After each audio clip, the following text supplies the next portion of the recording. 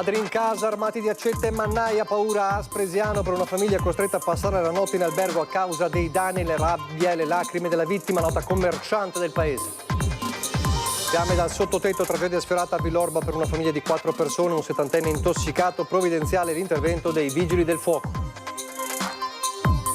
Il blitz del NAS e la chiusura della struttura di homeschooling senza autorizzazione a Monfumo non è l'unico caso nella Marca. Negli ultimi mesi l'appello del presidente di Anci Veneto. Il manifesto politico di Luca Zaia sul Foglio scuote la Lega tra favorevoli e contrari, intanto l'ex capogruppo del Carroccio Regione pubblica un post infuocato sui vertici del partito. L'Epifania in Duomo, la messa dei popoli celebrata dal vescovo, anche Patrizia nata in Venezuela da genitori veneti, il timore per la situazione nel paese. Nuova sosta e disservizi dei primi giorni hanno mandato su tutte le furie Cassugana, domani alle 11 la resa dei conti tra l'assessore De Checchi e i rappresentanti di SIS. La neve in pianura è arrivata ma non nella Marche, i fiocchi hanno imbiancato il litorale trasformando l'arenile di Jesolo.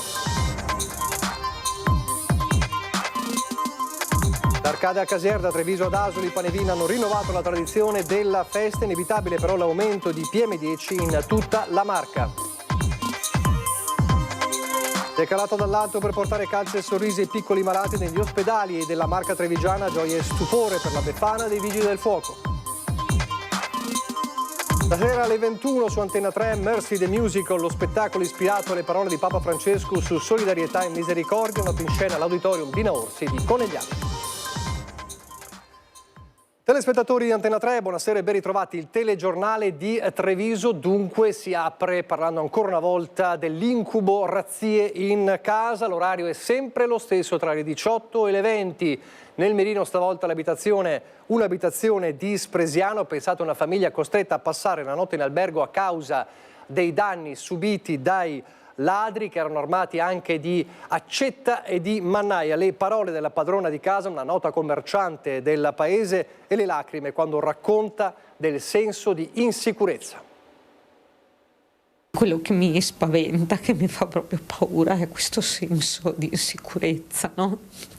Perché comunque ormai mi rendo conto, insomma, che non serve niente, per cui non lo so. Hanno dovuto trascorrere la notte in albergo Roberta Dalla Libera, titolare di un negozio di abbigliamento a Visnadello, e la sua famiglia. Al rientro nella loro abitazione in via Piave a Spresiano hanno trovato la casa svaligiata e 2 porte scassinate, quella al piano terra sul retro e quella della scala che conduce alla cucina, infissi che non si riusciva a chiudere. Impossibile dormire in casa dove al proprio posto non è rimasto praticamente niente. Devo dire che io ho avuto la sensazione che loro fossero dentro, perché ci siamo fermati un attimo sulla strada per decidere cosa fare, cosa prendere dall'auto, eccetera. E quando io sono entrata davanti alla porta questa d'ingresso, loro avevano messo 2 sedie della cucina a tenere la porta bloccata, per cui ho fatto fatica a entrare, dopodiché ho visto questa aperta.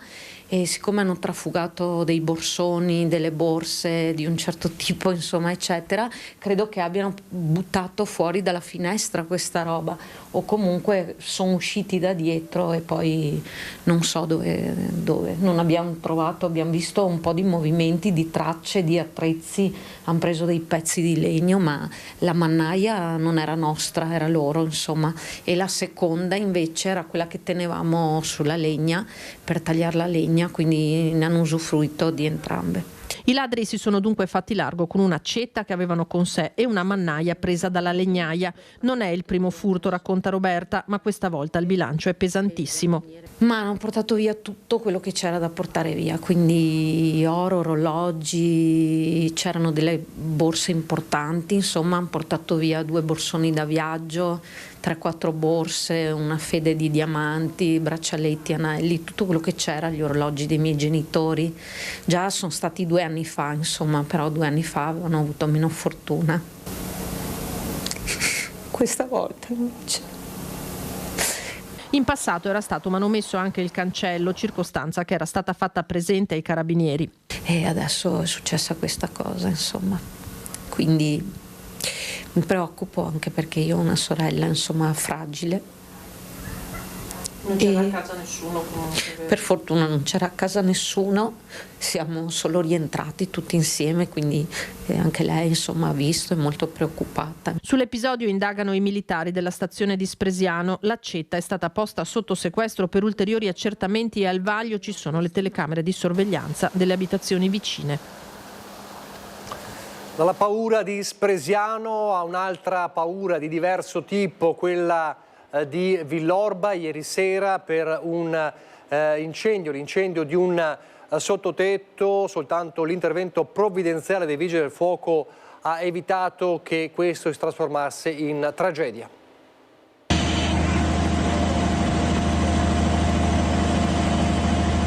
Non fiamme di festa, come in quei momenti si stavano ammirando in tutta la Marca per i Panevin, ma fiamme di paura, fiamme incontrollate, quelle che hanno rischiato di distruggere un'abitazione di Villorba in via Centa, se non fosse stato per il provvidenziale intervento dei Vigili del Fuoco intervenuti dopo l'allarme scattato in zona. 10 operatori, 3 squadre con autobotte e autoscala, lavoro per oltre 3 ore per evitare che il rogo scoppiato nel sottotetto si propagasse a tutto l'edificio. Con loro i carabinieri e il SUEM per soccorrere la famiglia di 4 persone uscita tra le urla dalla casa. Un 70enne è stato portato in ospedale per una lieve intossicazione. Tanta la paura anche nella via, chiusa al traffico per consentire le operazioni dei Vigili del Fuoco. A loro, per la prontezza dell'intervento, il grazie del sindaco Francesco Soligo che si è recato sul posto. La casa è agibile ma ha il tetto aperto in alcuni punti.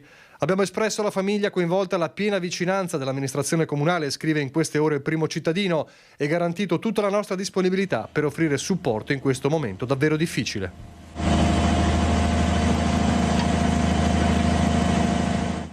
La cronaca fa discutere in queste ore il caso della scuola nel bosco a Monfumo, con le indagini del NAS e l'ordinanza del sindaco che ha disposto la chiusura della struttura di homeschooling gestita dall'associazione Il Noce senza autorizzazioni di ULSS e ULSS 2 e Regione. Non il primo caso del genere, peraltro nella Marca almeno 3 gli interventi simili dei militari del NAS negli ultimi 2 anni, una situazione che viene costantemente monitorata dai militari così come dai sindaci. A loro si rivolge il presidente di ANCI Veneto, Mario Conte.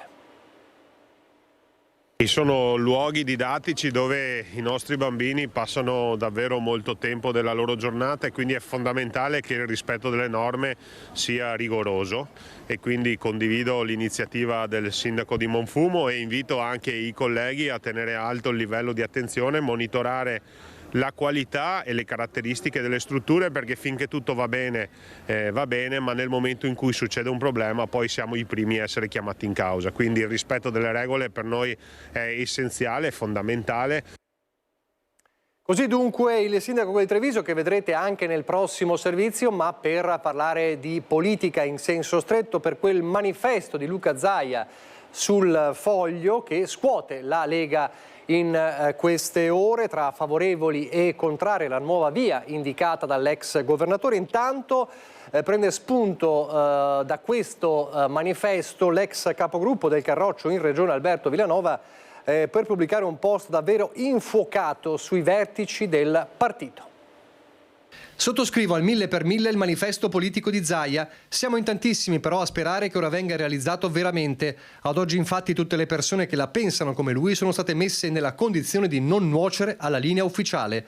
Le ultime elezioni regionali e le decisioni prese a oggi in Veneto sono lì a dimostrarlo. Il post di Alberto Villanova è lo scenario di una Lega in subbuglio. Il primo grattacapo politico da governatore per Alberto Stefani prende la forma di quel Luca Zaia dal quale ha ricevuto il testimone per Palazzo Balbi e quello simbolico del Panevin di Arcade. Perché se è vero che lo stesso Stefani sembra benedire i punti del manifesto che Zaia ha affidato al Foglio, è altrettanto vero che il partito, anche e soprattutto in Veneto, discute e rumoreggia non poco. Andiamo con ordine. Sul quotidiano diretto da Claudio Cerasa, l'ex governatore mette in fila 5 punti per una nuova destra che sia liberale, che si svecchi, che guardi oltre. Autonomia, sicurezza, soprattutto sociale. Qui una presa di posizione chiara su fine vita, diritti civili e integrazione. Per molti nulla di nuovo rispetto a quanto già detto in passato da Zaia, ma certo nella forma di una dichiarazione nettamente politica che sembra voler indicare una nuova via. In poche ore arrivano le prime reazioni. Mentre da via Bellerio Salvini resta in silenzio, è Roberto Vannaccia a esprimersi lapidario. Zaia non è il mio riferimento. Parole e musica di uno dei 2 vice segretari federali del Carroccio. L'altro appunto è Stefani, che in serata ad Arcade commenta le parole di Zaia come un intervento di spessore perché rilancia temi cruciali per le sfide del futuro. Sono idee che fanno parte del patrimonio politico e culturale del nostro movimento, tra l'altro alcuni accenti sul tema demografico, sul tema sociale fanno parte del cuore del nostro programma di governo. Ma Radio Lega racconta in queste ore di divisioni profonde nel partito. Il post di Villanova è una cartina di tornasole. L'altra parte in queste ore Cicchi nel Carroccio parla di semplice rancore perché è stato tenuto fermo alle regionali e non la manda giù. E molti mettono nel bersaglio lo stesso Zaia. Voce ricorrente, quel manifesto ha destabilizzato, cosa ha intenzione di fare? Negli anni Zaia non ha certo vinto né ha ottenuto consenso parlando di fine vita, immigrazione o unioni civili, né certo ha mai posto questi temi al federale quando avrebbe potuto farlo. Stesso pensiero per chi la diatriba la guarda da fuori, il centrosinistra. Io mi ricordo bene quando Zaia, su un tema importante che era il tema del fine vita, adottò delle posizioni che erano evidentemente in contrasto con quelle sia di Vannacci sia di Salvini stesso. Come non è riuscito quella volta da presidente della regione con un consenso vastissimo e con anche una maggioranza vastissima in regione a rendere maggioritaria quella posizione all'interno di un consiglio regionale in cui aveva il 70% dei consiglieri, riuscirà adesso dentro la Lega da presidente del consiglio regionale a far diventare quel manifesto qualcosa di più? Lui ci scommette. Non so se ci scommetta per una candidatura a una leadership nazionale, credo più che altro ci scommetta per marcare una posizione e dire ci sono anch'io, ci sono anche le mie idee. Un sasso nello stagno per far vedere che esiste, dice ancora più lapidario qualche leghista in queste ore. Che ci siano però anime molto diverse lo dimostra un esponente di primo piano come Mario Conte. Ben venga il manifesto di Luca Zaia, sono riflessioni che partono dal confronto con i cittadini e che possono soltanto portare un contributo positivo al nostro movimento. E cosa ne pensa di Vannacci che continua a tirare frecciatine a Zaia dicendo non è un mio punto di riferimento? Ma insomma queste sono riflessioni personali, però credo che invece in Veneto e anche nel resto dell'Italia Zaia possa essere un punto di riferimento importante, così come lo è ovviamente il nostro segretario federale Salvini.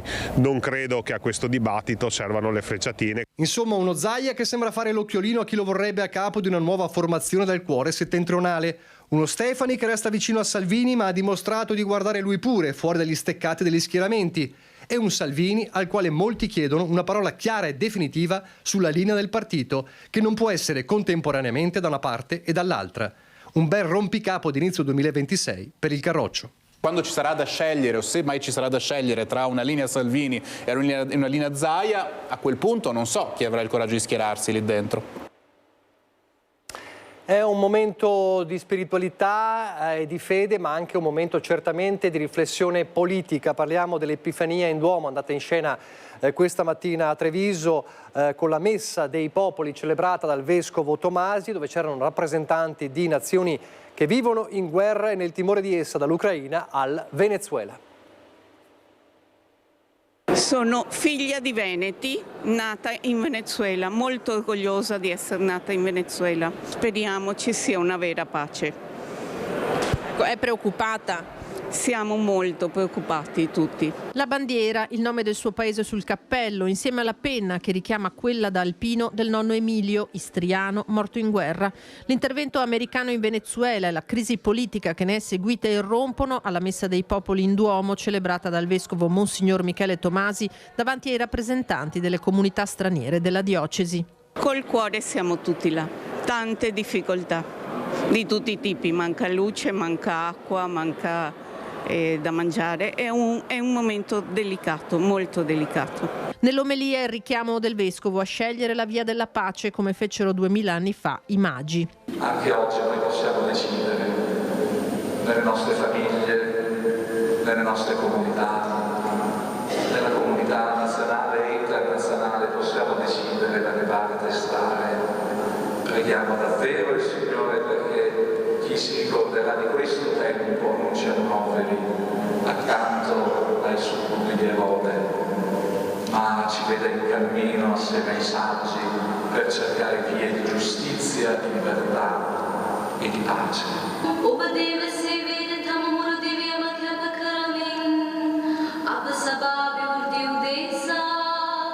Sud America, Africa, Asia e la martoriata Ucraina. Aspettiamo tanto più presto per avere quella pace, con tutto cuore stiamo anche pregando oggi e tanto per quel pace. Cosa ne pensa anche di quello che succede in Venezuela? Cose spiacevoli, veramente, mi dispiace da tutto cuore perché non dovrebbe succedere quelle cose, però purtroppo è successo. Le tensioni sono sempre più forti e sembra che esista solo il linguaggio della brutalità e della forza bruta, appunto. No, il linguaggio che dobbiamo imparare è quello della festa insieme, dell'ascoltarci, del fare spazio gli uni agli altri e di costruire anche qui da noi con queste popolazioni ponti e luoghi di pace. Abbiamo argomento, parliamo della rivoluzione parcheggi a Treviso, i disservizi del primo giorno di applicazione degli aumenti e in generale delle novità legate alla sosta in città. Sono voci e storie che abbiamo raccontato nei primi giorni a Treviso, hanno mandato su tutte le furie Kasugana, come sappiamo, proprio in questi giorni, e domani alle 11 una sorta di resa dei conti tra l'assessore alla mobilità De Checchi e i rappresentanti di Sisi, gestore del servizio, convocato proprio d'urgenza. Sentiamo De Checchi. Dopo una prima giornata, devo dire, assolutamente non positiva, la situazione si sta ordinando. Certo non siamo contenti dell'approccio che è stato fatto nei primi giorni dalla società che gestisce il sistema della sosta, ed è per questo che già domani li vedremo a Kasugana per fare il punto della situazione. Comprendo che cambiare un sistema della sosta che è in vigore da 25 anni evidentemente porta con sé delle criticità, però noi ci attendiamo da chi collabora con il Comune di Treviso più precisione, più attenzione, perché non è bello, soprattutto in un momento in cui si chiede ai cittadini uno sforzo economico maggiore per pagare il parcheggio, che alcuni sistemi non funzionano. A maggior ragione oggi che viene chiesto un aumento per la sosta, è importante che il sistema funzioni perfettamente. Quindi domani una piccola tirata d'orecchie? E forse neanche così piccola. Cosa chiederà la società? Sicuramente maggiore attenzione, una rivisitazione di tutto il sistema deve essere costantemente monitorato, elementi informativi devono essere costantemente divulgati, l'app deve essere rivista perché non funziona bene, anche se questa non è completa responsabilità della società, però chiediamo molto più attenzione al gestore. Cambiamo argomento, parliamo un po' del meteo. La neve in pianura era attesa ma non si è palesata nella Marca, bensì questa mattina sul litorale di Jesolo, i fiocchi che hanno imbiancato le spiagge trasformando l'arenile di Jesolo in uno spettacolo davvero particolare. Eccoci qua, aspettando l'estate, 6 gennaio, la spiaggia imbiancata di Jesolo. Scenari da cartolina, scenari polari, ma siamo sulla spiaggia. La prima nevicata dell'anno a Jesolo restituisce una suggestione unica e inattesa con queste proporzioni. L'ultima nevicata importante nel 2018, le previsioni annunciavano fiocchi anche in pianura, fiocchi che hanno cominciato a cadere verso le 10 lungo il litorale e nell'entroterra, ma non sembrava ancora che potessero imbiancare la città e tantomeno la spiaggia. Solo verso mezzogiorno la neve ha iniziato a depositarsi sulla sabbia, formando un leggero strato bianco e trasformando l'arenile in un panorama surreale. Subito sono iniziati gli scatti e i video degli jesolani che hanno riempito la pagina Facebook 6 di Jesolo Se di immagini suggestive.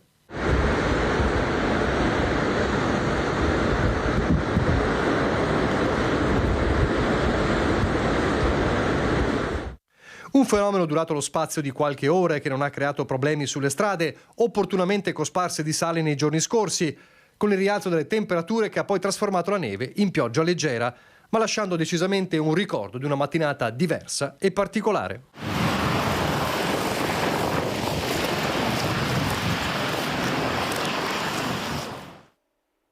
Dai fiocchi di neve, davvero particolare queste immagini se pensiamo che si trattava di spiaggia, dai fiocchi di neve al calore del fuoco e delle fiamme del Panevin. Apriamo la pagina dedicata ai Panevin con decine e decine di falò che hanno illuminato la Marca nella notte dell'Epifania è inevitabile, è arrivato il conto delle centraline ARPAV di rilevazione della qualità dell'aria che hanno registrato importanti picchi di PM10. Il valore più marcato arriva da Mansuè, dove alle 22 le polveri sottili hanno sfiorato i 250 microgrammi per metro cubo d'aria, quando la soglia di guardia, lo ricordiamo, è di 50. Nel capoluogo quasi 200 a mezzanotte in strada Sant'Agnese, 170 in via Lancieri da Novara a ridosso del centro. Valori però, è da dire, scesi di nuovo nel giro di qualche ora sotto il limite previsto. Il picco comunque c'è stato, ma i valori poi sono fortunatamente scesi. Tutto questo effetto o scotto da pagare per la festa di ieri sera con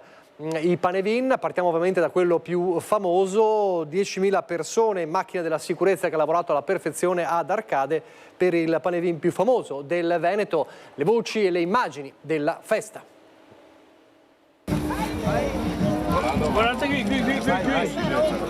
Eccolo, è stato acceso il 59esimo Panevin di Arcade. Qualcuno vorrebbe che questa tradizione fosse spenta, ma noi, grazie, siete voi la dimostrazione che questa è una tradizione non solo per gli arcadesi, ma per i trevigiani interi e anche per il Veneto. Che anno vi augurate? Bellissimo. Perché state assieme? Pieno di emozioni. E anche allora, vi date un bacio? Dell'onorevole Boff, sindaco di Tarzo. Come stanno andando le famiglie? Si va a sera. Quindi? Che carriera. Quindi va bene, insomma. Ok. Cosa vi aspettate per questo 2026? Beh, prosperità ovviamente. Beh, mi sembra che il Panevin dica così. Dice di sì, quindi. Ma nella prosperità cosa si aspetta personalmente? Skate? Nella prosperità io intendo sicuramente la salute. Quindi no skate? Beh, quelli vanno sempre bene, ovviamente, ma prima di tutto la salute. Quante volte a mattina e quante volte a sera?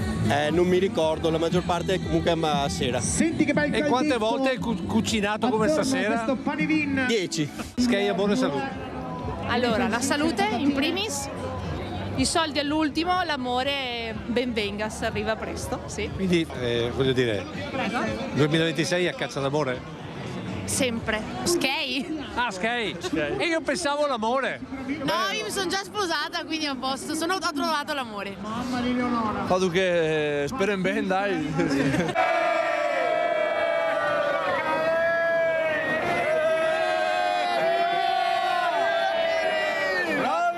Un saluto alla telecamera per la Tele 3. Salutate la telecamera qui sul palco. Eccola.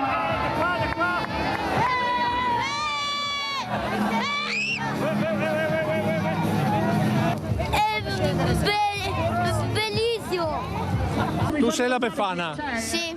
Allora, come Befana, a carbone a chi lo mandi? Lo manderò sicuramente a mio fratello. E invece i dolci, la cazzina con i Ai dolci? miei genitori e i parenti. Perché i tuoi genitori? Perché loro sono gentili. Ma fai le riprese? Fai le riprese? E il Panevin tu lo conosci? Cosa vuol dire quando ci sono le faville? Le faville, le hai viste quelle faville? Sì. E secondo te come sarà quest'anno? Sarà molto bello ed è molto caldo. E tu che cosa vuoi per questo 2026? Vorrei tanta pace e stare in famiglia.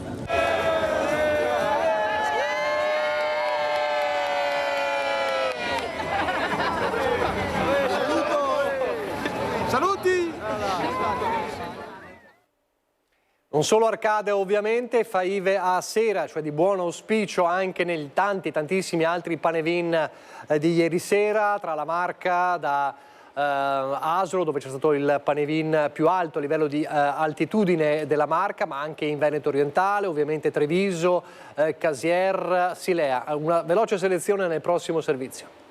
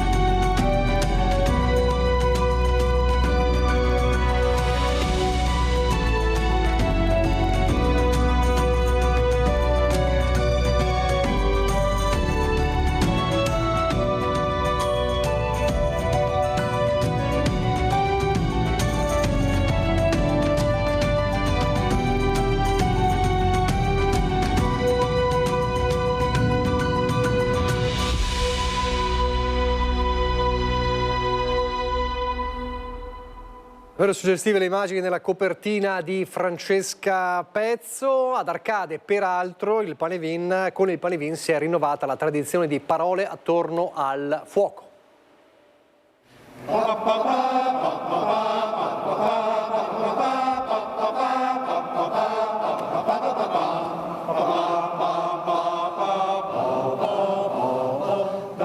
Il 33, l'inno degli alpini, cantato dal coro dei cori della chiesa di Arcade, ha dato il via alla 31esima edizione di Parole attorno al fuoco, il premio letterario dell'Associazione Nazionale Alpina.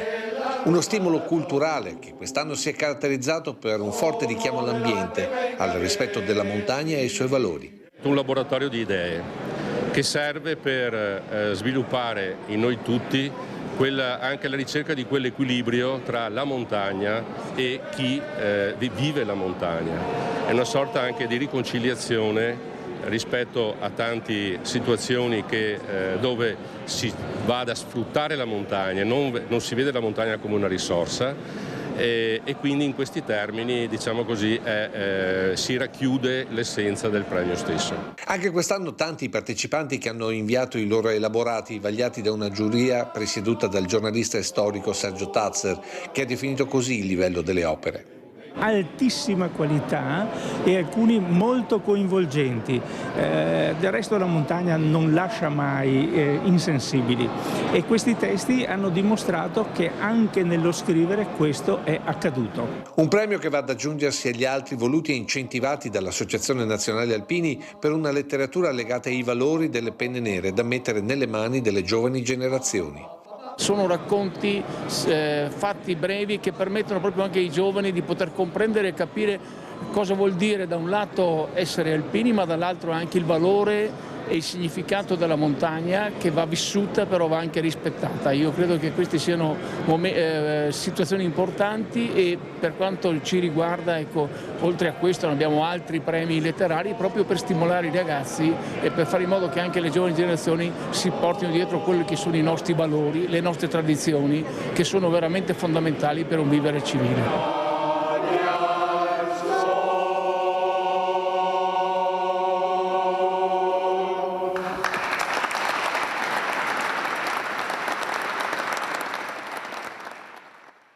Pochi istanti di pubblicità, poi di nuovo in diretta. Rieccoci in diretta, il TG di Treviso per parlare dell'Epifania e della Befana, mattinata speciale per i bambini della provincia di Treviso. Anche quest'anno la Befana infatti è atterrata per portare calze e sorrisi. La Befana dei Vigili del Fuoco, coinvolti i reparti di pediatria dell'ospedale di Treviso, Oderzo, Montebelluna e Conegliano, la comunità Piccola Resi di Vittorio Veneto e il centro Atlantis di Castelfranco Veneto. Tutti i bambini ricoverati, quelli presenti nel pronto soccorso pediatrico e tutti i ragazzi presenti nei centri visitati hanno ricevuto calze e caramelle, mentre la Befana distribuiva le calze, i bambini un po' stupiti regalavano dolci, sorrisi, un evento che ovviamente scalda il cuore di tutti e che a Treviso è diventata una bella tradizione grazie ai Vigili del Fuoco di Treviso. A Belluno invece la Befana del poliziotto è arrivata, pensate, in aereo. Noi del reparto volo di Venezia, della polizia, abbiamo avuto l'onore di portare in volo con noi sull'aereo niente meno che la Befana.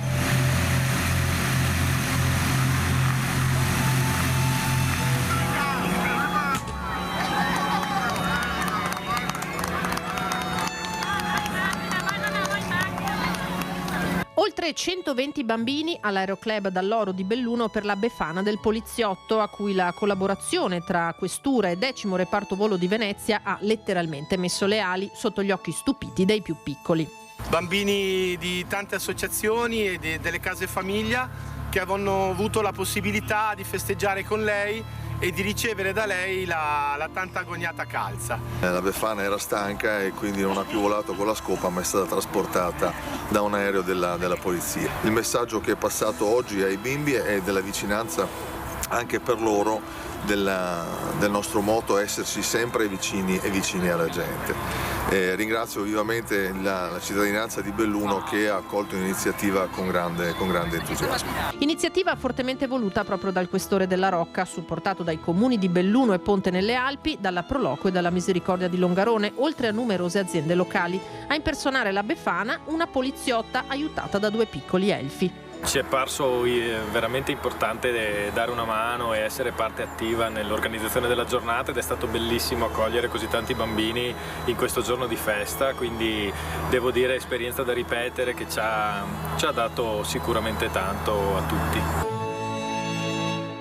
E a proposito di suggestioni, di fede ma anche di tradizione, siamo come solito al il tuo presepe, continuano ad arrivare ovviamente tantissimi vostri video. Allora vediamo questa sera le creazioni di Anna Mazzarol di Altivole, Antonella Optale di Sanfior, Cristian Bastianelle di Susegana, Giovanni Borsato di Montebelluna, Marina Parisotto di Barcon di Vedelago e infine la natività realizzata da Sergio Camarin con le sue nipotine a Cavrier di San Biagio di Callalte. Come sempre con le vostre natività ci salutiamo e vi lascio al meteo. Arrivederci.